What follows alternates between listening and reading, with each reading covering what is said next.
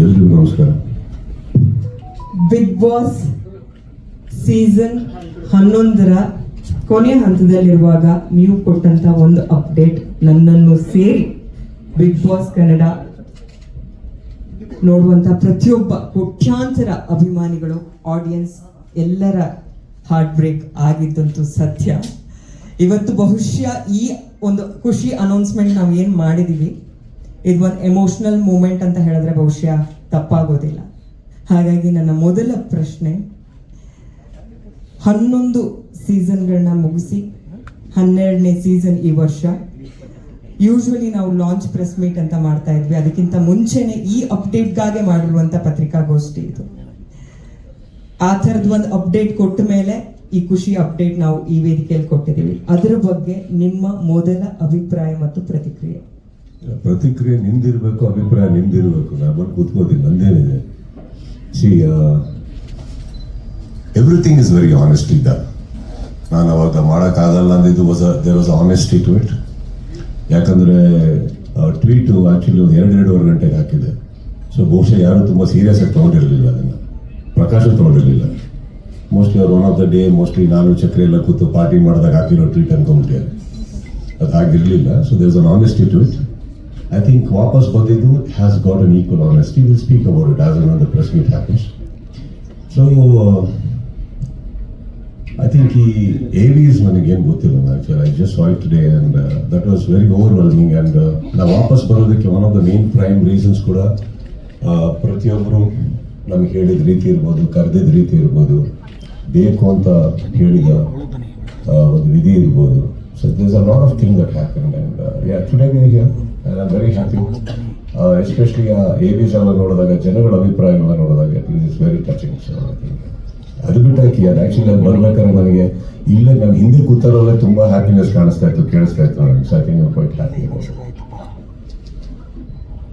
ಪ್ರತಿ ಸಲ ನಿಮ್ಮನ್ನ ಯಾವುದೇ ವೇದಿಕೆ ಮೇಲೆ ಇನ್ವೈಟ್ ಮಾಡುವಾಗ ನಾನು ಒಂದು ಸಾಲ ಹೇಳ್ತೀನಿ, ಸ್ಟಾರ್ ಅನ್ನೋ ಪದಕ್ಕೆ ಸಮಾನಾರ್ಥಕ ಪದ ನೀವು ಅಂತ. ಹಾಗೆ ಬಿಗ್ ಬಾಸ್ ಸೀಸನ್ 11ರ ಕೊನೆ ಹಂತದಲ್ಲಿ ನೀವು ಕೊಟ್ಟಂತ ಅಪ್ಡೇಟ್ ಸಂದರ್ಭದಲ್ಲಿ ಹಾಗಾದ್ರೆ 12 ಏನು ಅನ್ನುವಂಥ ಪ್ರಶ್ನೆ ಬಂದಾಗ ಅಲ್ಲಿ ಪ್ರತಿಯೊಂದು ಕನ್ನಡ ನಿಘಂಟಲ್ಲಿ ಒಂದು ಪದಕ್ಕೆ ಒಂದು 2-3 ಸಮಾನಾರ್ಥಕ ಪದಗಳು ಸಿಗುತ್ತೆ ಸರ್. ಆದರೆ ನೆಕ್ಸ್ಟ್ ಆಲ್ಟರ್ನೇಟಿವ್ ಏನು ಅಂದಾಗ ಅಲ್ಲೊಂದು ಉತ್ತರನೇ ಸಿಗ್ಲಿಲ್ಲ ಕನ್ನಡ ಆಡಿಯನ್ಸಿಗಾಗಿರ್ಬೋದು, ಕೋಟ್ಯಾಂತರ ಅಭಿಮಾನಿಗಳಿಗಾಗಿರ್ಬೋದು.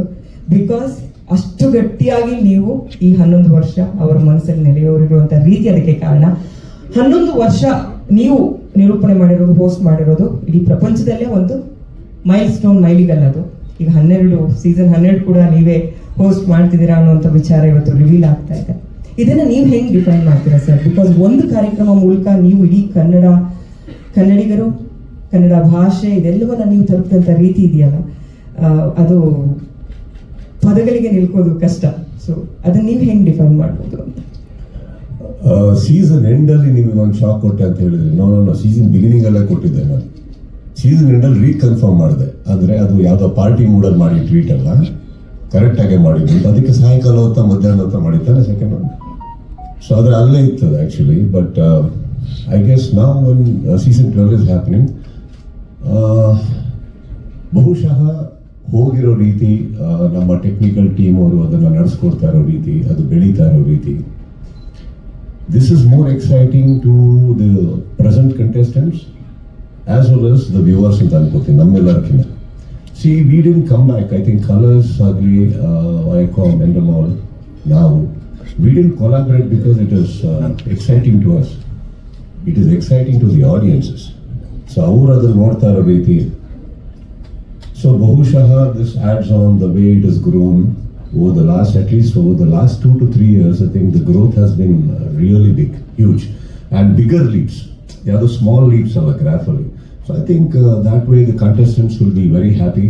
And ನನಗೆ ಗೊತ್ತಿರೋ ಹಾಗೆ ವೀಕ್ಷಕರಂತೂ ನಾನು ನೋಡ್ದಂಗಮ್ಮ ಇದು ಒಂದು ತುಂಬ ದೊಡ್ಡಕ್ಕೆ ಯಾವುದೋ ಕಂಪೇರ್ ಅಂತ ಅನ್ಕೊಳಕ್ ಹೋಗ್ಬೇಡಿ. ಬಟ್ ಒಂದು ಯಾವುದೋ ತುಂಬ ಒಂದು IPL ರೇಂಜಿಗೆ ನೋಡ್ತಾರೆ ಬಿಗ್ ಬಾಸ್. 3 ತಿಂಗಳು ಯಾವುದಕ್ಕೂ ತಲೆ ಹಾಕಲ್ಲ, ಆ ಥರ ನೋಡ್ತಾರೆ ಅಂದಾಗ I think it becomes our responsibility also to make it a better program.